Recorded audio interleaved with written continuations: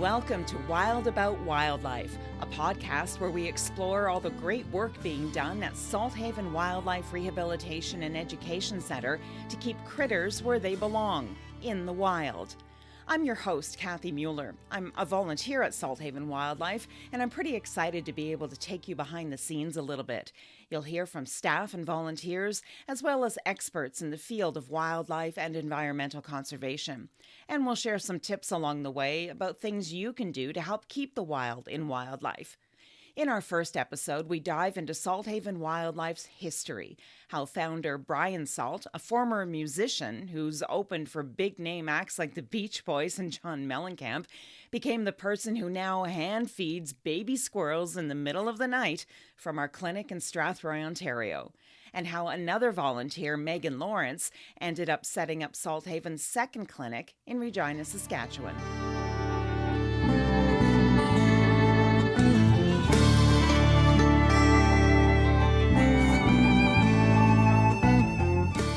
So Brian and Megan, it's our first episode of Wild About Wildlife. How exciting! This is very exciting. We're happy to be here. Yeah, we have been talking about this for a while. I think we started talking about it actually during the pandemic, which was, 3 years ago now. So really good to finally see it coming together. And Brian, the idea of Salthaven, this was really your baby from the get-go. But before we dive into that, maybe take us back to how you became interested in wildlife in the first place. Well, I think it had to come from my dad. I mean, he was a real... He loved wildlife, he loved nature and the environment, and he bought me a book that was called Wild Animals of North America, and he used to read to me out of that book at night at bedtime, and I just became really interested in the different types of wildlife, and more in particular, and how smart they were. And I still have that book today, actually, so I think that's where it all started. I bet it's a little, what do you call it, dog-eared, the pages of the book by now? Yeah, the binding's coming apart, and but the cover's still there, so it's, yeah. Okay, and now I'm hearing a lot of noise in the background. So Megan, I'm guessing that's from your side, just so we can let our listeners know what they're hearing. It is. I'm recording from our clinic this evening, and there's a few pigeons we have in care that are talking to each other. Okay. Well, which is great. It's the perfect ambiance, right? So Megan, Brian was talking about how a book got him involved, and what about you? Where does your love of animals come from? I always had an interest in wildlife, even as a youngster, but I would say it would be my grandfather. I would go bird watching with him, and we'd sit in his backyard, and he'd teach me about the different species and how we can feed them, and would identify them. And just seeing, brightly colored birds that I'd never seen before was really interesting. And as a youngster, I would find, baby animals that needed help, and back then didn't really know what to do with them, but knew I wanted to help. Okay, now you eventually got Salthaven West going, which is in Regina, Saskatchewan. But Brian, it all started here in Ontario and in the Strathroy area. Tell us about that, how you came up with the idea to get the clinic going and what it looked like when you first started. Yeah, it was very basic, and we started with one volunteer with just a few animals every year. There wasn't a whole lot, actually, and we cleaned out an old shed and used that as the clinic. We reconverted it. We called it a clinic. It was really a shed with an air conditioner, basically. It wasn't very much to it at all. And we we started to add on volunteers as name got around. We started attending conferences through the International Wildlife Rehabilitation Council and the National Wildlife Rehabilitation Association, and learned that there were other people just like us that were trying to make the same type of difference in the environment that we were. And so it started from those humble beginnings, working basically out of the back porch, or the front porch, I guess, of our farmhouse.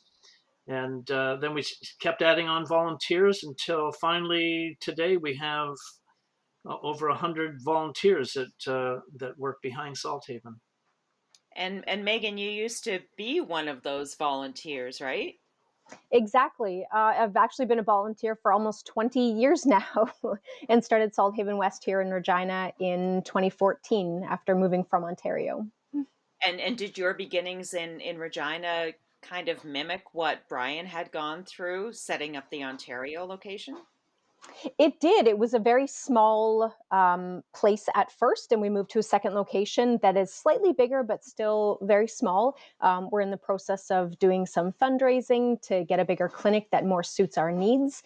But yeah, it's little more than a shed with an air conditioner. And but it's amazing what you can do out of that, right? So when you first started, what or how many animals were you seeing on a yearly basis, or how many animals were you able to treat on a yearly basis, and how has that changed over the years? We started getting, I would say, just a couple hundred in our first year, and we're now at over 1,500 patients a year that we're seeing. So we do a lot in a small space, and that's a testament to the volunteers and the staff that we have that work really hard for these animals. And that's why you need a bigger space. Exactly. And Brian, what about in Salthaven in Ontario? You s- you Yeah, s- you mentioned that you started off really small, but it has exploded over the last several years, right? yeah, the main emphasis has really been on helping volunteers to have a meaningful experience while they're working at Salthaven. Heck, Megan does more animals in Salthaven West than what we do, even though we have a bigger clinic.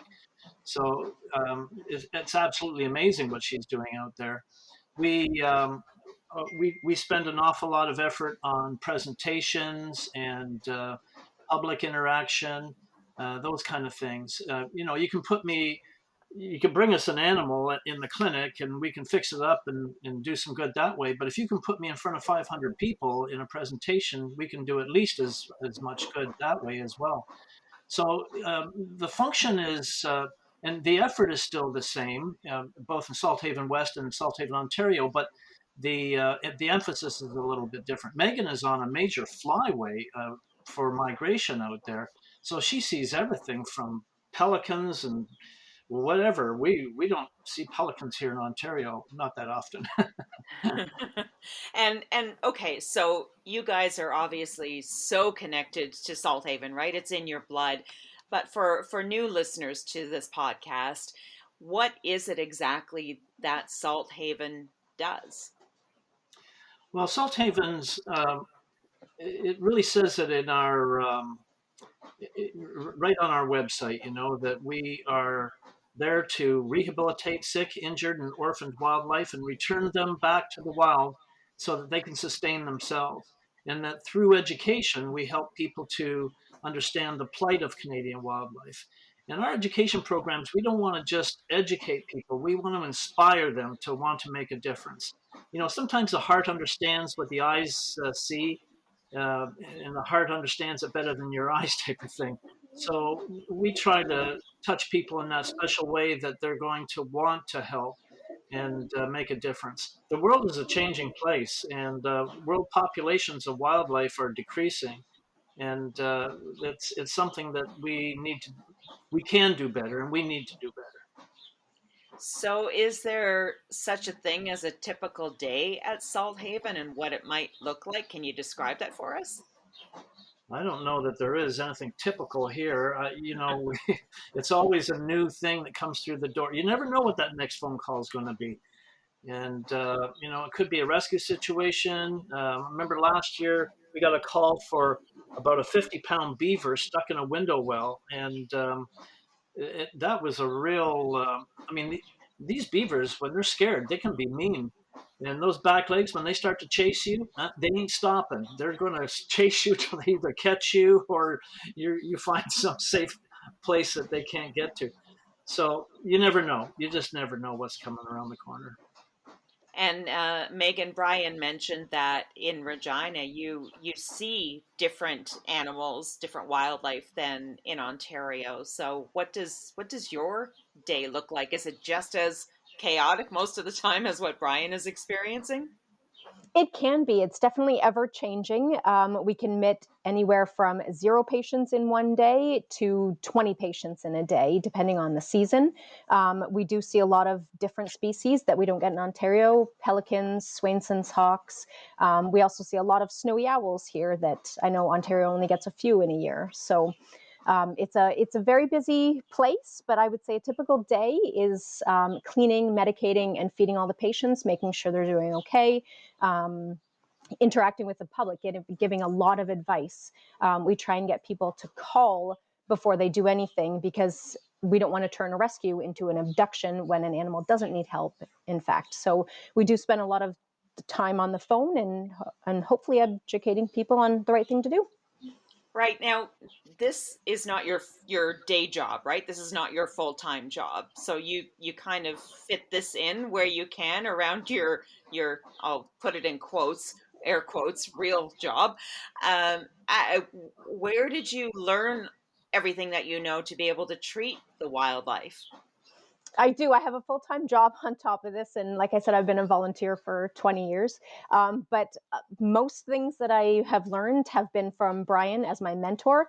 Otherwise, I've taken a lot of courses, attended a lot of symposiums and conferences.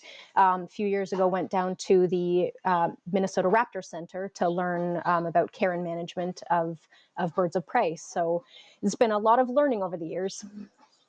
And Brian, I'm going to ask you the same question because if I'm not mistaken, you have a background that's vastly different from what you are doing now. Yeah, I was a dad. Well, you're still nurturing young ones, right? It's true. Yeah, I had a background in music, and that that was before I started wildlife rehabilitation. We had 4 songs in the top 10 in the Canadian charts, and we opened shows for the Beach Boys, Frankie Valli and the Four Seasons, the Mamas and Papas, Roy Orbison, John Cougar Mellencamp, Ricky Nelson, to name a few of them. And so a lot of touring, a lot of traveling, and but with 5 kids at home, it got really hard to be away. You know, you come home and they don't even know who you are, for crying out loud. So I made the painful decision to make a change, and it wasn't painful in the sense that I was staying home with kids. It was painful in the fact that music was so much a part of my life. But that's when I really got heavy into wildlife rehabilitation, and started to really study what the possibilities were. And I learned about other organizations that had a lot of people in them that had uh, the same goals as what we did, or at least I did at the time. And it went from there. You rub shoulders with people, you start making friends with veterinarians, and pretty soon that information rubs off, and you're able to help animals to a degree that you weren't before. So there was a lot of satisfaction there too. Now that's quite a huge leap to make from being a musician on the road to caring for wildlife and uh, yeah, same sort of question. How did you learn? And I'm assuming it was a steep learning curve, especially at the beginning. Oh yeah, like I didn't know anything when I started. You know, it was hit and miss, um, and a lot of the things that we did learn were usually by accident. So we yeah, just like Megan, I started taking courses, attending symposiums and conferences, and before too long, I mean, even if you're totally stupid, being in it long enough, you're going to learn a lot. Well, and now the name of Salthaven, especially here in southwestern Ontario, it is so synonymous with wildlife rehabilitation, right? People are so very familiar with it now. Yeah, I think we've tried really hard to do what other wildlife rehabilitation places don't, and a lot of it is just answering phone calls. You know, like that loon you hear in the background there. That's my phone actually, and it goes off about, I don't know how many times a day, but I've learned to hate loons anyway. Here I was thinking that was a real animal there cooing in the background. I should have left well enough alone, I guess. Okay, so you both alluded to it and you've talked a little bit about it, but the important role that volunteers play, and Brian, you said you started with one volunteer, Megan in the same sort of situation. It's grown and expanded since then. What kind of a role do volunteers play in keeping Salthaven going? Well, I'll jump into that one first, then, Megan. Volunteers are the lifeblood of Salthaven. I mean, they're amazing people. We interview about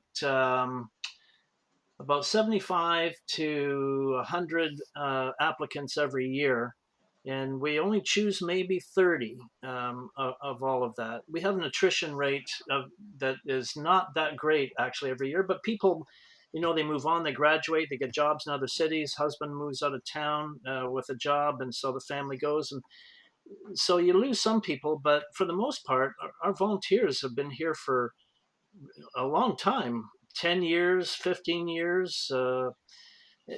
And we're not so interested in individuals' talent, skills, and abilities in that regard as much as we are who they are, because it's important that they all get along together. You got to have the smartest person in the world, and if he's not getting along with other volunteers, you're not going too far. So we really pay attention to the type of person our volunteers are, and as a result, they they really get along well. And we've you get some surprises in the past, as Megan knows, but for the most part, it's been a real good ride. We've really enjoyed the association, and people come back. We've had interns that have come from Germany, Denmark, France, Puerto Rico, Western Canada, and in fact, in July, I just got an email just about a week ago.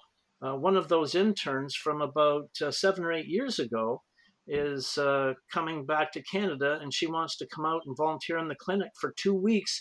Rather than touring and seeing Canada, she comes to Salthaven to work in the clinic. So that's the type of relationship, and I think people relate to that. And it's not only the opportunity to work with those animals, but it's an opportunity to work with like-minded people and to feel safe there. I think that's so important. Our volunteer program rests on three fundamental principles. Number one, keeping volunteers safe. Number two, keeping the animals safe. Of course, that's why we're there. And thirdly, making sure that volunteers have a meaningful experience while they're there. And so far, it seems to be working. And Megan, maybe you can talk to this a little bit, but I know some people want to volunteer, but they're a little hesitant because they may not have a background in working with wildlife, or just they're a little hesitant about being that close to wildlife. But not every volunteer has to work with directly with wildlife, right? There are many roles that the volunteer can play. That's true. There's lots of things they can do. I know in Ontario they've got a garden that there's a lot of people that work at, and that garden helps feed the animals as well. So it's just as important as clinical volunteers. I would say, almost none of our volunteers had any training with wildlife before starting, including myself. I didn't know, a lot about wildlife. So when I started, I was in that same role where I was nervous. I didn't know what to do, and learned and trained. And we provide all the training to our volunteers. So we try and put them at ease. And we start with things that are a bit easier, maybe helping to handle a pigeon before we're going to, give you a beaver or a bald eagle. So it's okay to be nervous, and as long as your heart's in the right place and you're willing to help. And so you just mentioned a couple of wildlife that you get at the clinic in Regina. What are some of the other ones that would be different from what is seen in Ontario? We do a few porcupines here as well, which we don't get in where we are in Ontario. We have a lot of different birds. We do a lot of fox squirrels here. I know eastern gray squirrels are more common in Ontario. We do a lot of beavers as well, and a lot of different birds. We see a lot of different warblers and sparrows. We probably have about 20 different species of warblers and sparrows that we get in the summertime. And some of the same animals that Megan would see out there just look different. I remember the last time I was out in Regina, Megan had a great horned owl that was admitted, and I had to take a long, hard look at it because the darn thing was almost white. And they're dark colors here, but given the locale and the topography, they blend with the land a lot better when they're white. Right. Do you ever name your patients? Because Mm. it's some of them are with you for a while, I would imagine, and it would be hard not to get emotionally attached to them and want to give them a cute name. Is that something that you do, or is that a kind of a no-go? It invariably ends up that they get a name. I'm not big on that because you become too emotionally attached and less objective, perhaps, as to the needs of the animal. We do not want to make our patients pets. If they leave Salthaven and they are attuned to people rather than their own kind, then we have failed miserably because they're going to lead a diminutive existence once they're released. And some animals, you can't help it. I mean, you're feeding baby squirrels. Well, they can't eat on their own. They have to be hand fed. And so they develop a dependency on people. Well, somehow you've got to get that dependency out of them before you can release them. And we do that by putting them in pre-release pens where they have no human contact for 4 to 6 weeks. And when you go into their pen to clean it and they want to kill you, we know they're ready to go. Right, because they come in as wild and they need to leave as wild. Yeah, that's keeping the wild in wildlife. That's what it's all about. And I know our listeners are going to want to hear some of your either your biggest success stories or a patient who just sticks with you. Their story sticks with you for whatever reason. So Megan, you must have many to choose from. Can you pick one? Absolutely. There's a lot of great stories that we have, and happy ones, sad ones too. But the one that sticks out the most, I would say, was my very first patient when I moved here. The day after I received a permit from the conservation officers, they came back the next day and handed me a box and said, "I hope you're ready. Here you go." And gave it to me, brought it into the little clinic I had and opened it up. And it was a newborn porcupine. I'd never seen one before. I'd never cared for one before. I didn't know anything about them as a species. So obviously my first call was to Brian, and I said, "Walk me through this, help me out." So he was very patient and very good. I'm lucky we have a lot of manuals that we can go through, and that helped quite a bit. And then I reached out to some rehabilitators in the US that were experienced in porcupines, got a lot of advice, and she did very well. She thrived, and we were able to release her at the end of the summer. So that one stands out because it was my very first patient on my own at my own clinic. Yay! And what did she come in? Why was she admitted in the first place? Unfortunately, her mother was hit and killed on the highway, and the baby was curled up next to her. So we knew Okay, she was a true orphan. right. And Brian, you've been at this for many years now. Can you pick one from your library of stories? Yeah, there's, I mean, my favorite animals are Canada geese, and as many people here know, and I know they're the bane of every golf course and park probably in North America, if not the world. But I'm really enamored by the type of animal they are. They mate for life. They are fiercely protective of their young ones, as we are, and they are very inquisitive, and their body language is so easy to read. And so they're very intelligent little beings, and I've really enjoyed them. We had a Canada goose that came in that had been habituated or imprinted by somebody, and as it turned out, he couldn't fly. It wasn't he couldn't fly. He was afraid to fly. Basically, he had never had an example. He was afraid of water, and he was also afraid of other Canada geese. Now, how screwed up is that for a Canada goose? And that's what we had to deal with. And but eventually, long story short, is that we were able to get the wild back in, and he ended up flying and leading the other geese out when they migrated south.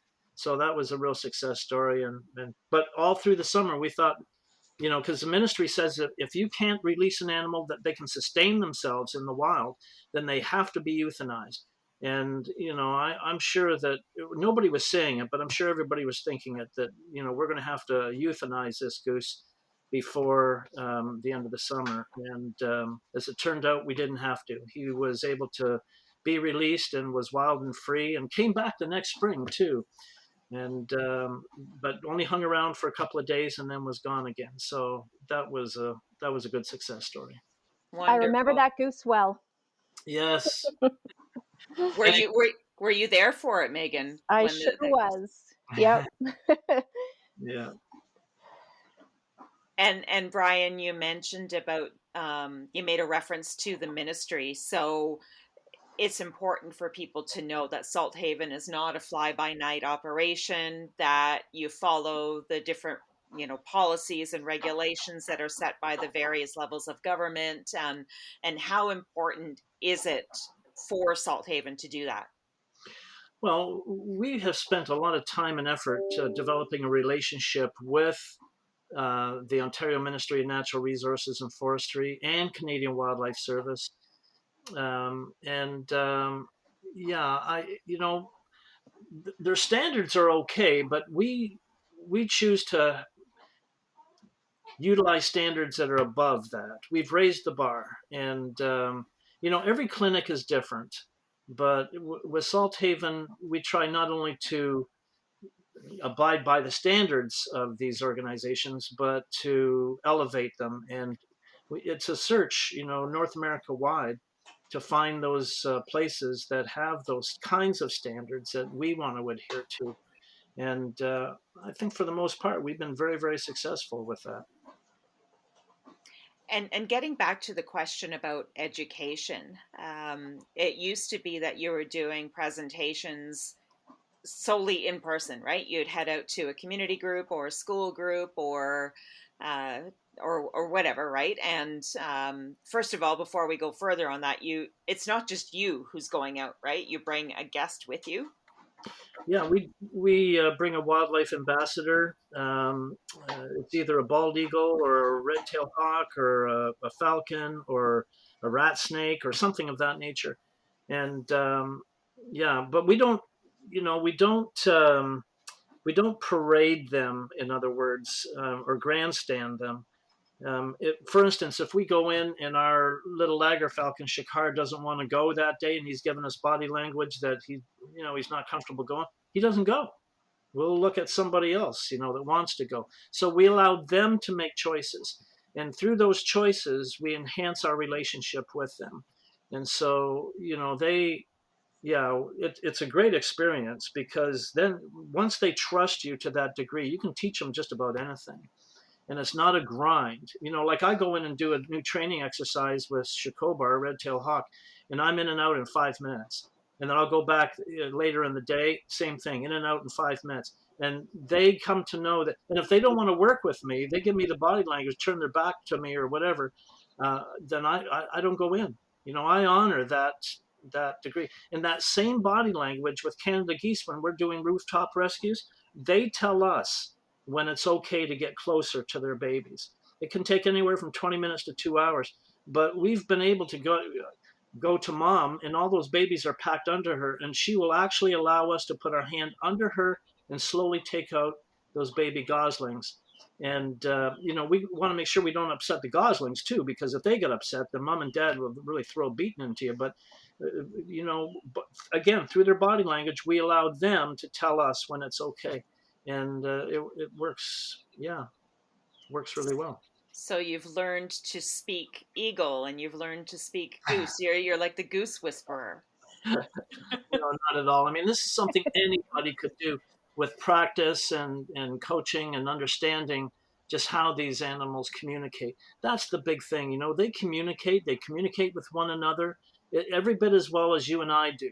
We use words for the most part in wildlife, and I know Megan could attest to this. It's body language, and if you don't watch their body language and give them the space that they want, then you can get hurt. And, that's not anything I look forward to. I would hazard a guess that sometimes the wildlife probably communicate better than humans do. Yeah, well, it's always consistent, that's for sure. There's no um, hidden message. and then if I go back where I was originally heading with my question about the presentations that you do, COVID kind of turned that all upside down, right? Oh, yeah. Yeah, things just fell apart with COVID. We thought, what the heck are we going to do? But we sat down, we came up with the idea that we're still going to do presentations. We'll just do them online and through Zoom or whatever. And so we did. We enhanced the presentations a little bit and made it as interesting as we could. And then we decided, you know what, our signal here, because we're out in the country, our internet signal isn't the best. So we got a grant. We put up a tower, and that tower allowed us a better signal. And then we built a broadcasting booth, and so we can broadcast from there now. So now it doesn't matter what pandemic throws at us. We can still get out to the public and communicate and educate that way.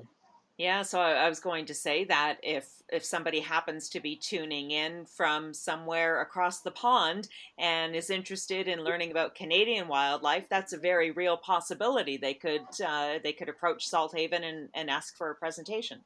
Absolutely, they could. And they can do that through presentations@salthaven.org. And they can get that email address right off of our website, actually.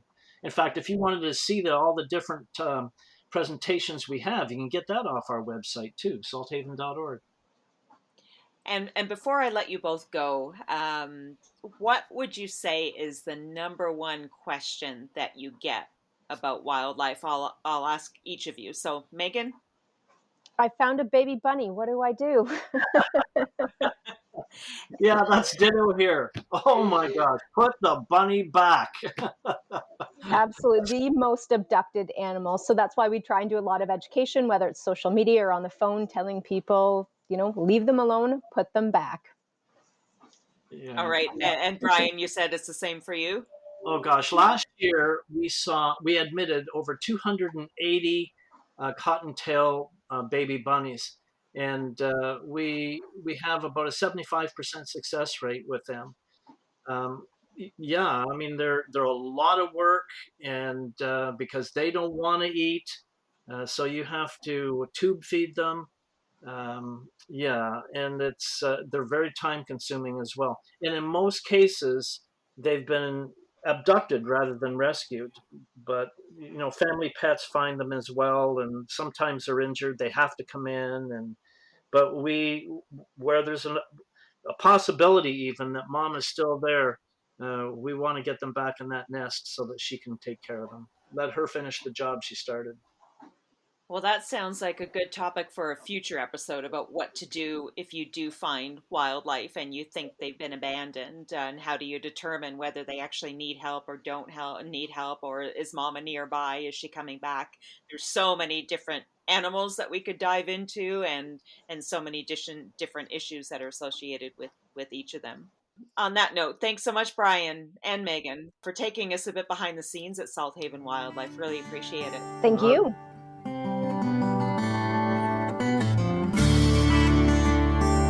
And to everyone who tuned in for our inaugural episode, a huge thanks. We'd love to know what you think. Write a review, subscribe to Wild About Wildlife, and make sure to tell your friends and family about us. And of course, if you have any ideas for future episodes, something you'd like to learn about, let us know. Our email is wildaboutwildlife@salthaven.org. Now, speaking of future episodes, make sure to tune in next month when we'll share some tips on what to do if you do find a wild animal. Together, we can keep the wild in wildlife.